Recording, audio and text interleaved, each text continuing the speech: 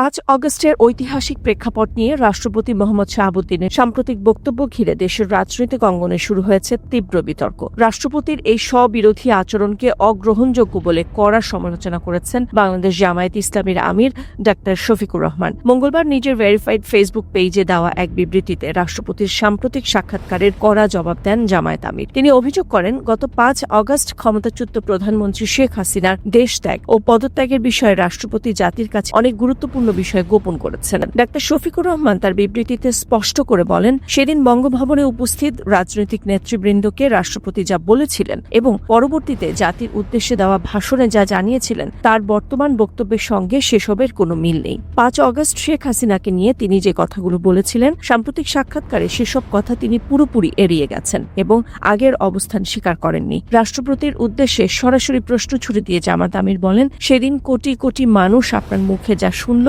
আর আজ আপনি যা বলছেন তার হিসাব কি আপনি মিলিয়ে দেবেন? সবশেষ ডাক্তার শফিকুর রহমান বলেন, রাষ্ট্রের সর্বোচ্চ পদে আসীন একজন ব্যক্তির কাছ থেকে এমন স্ববিরোধী আচরণ জাতির কাছে একেবারেই গ্রহণযোগ্য নয়।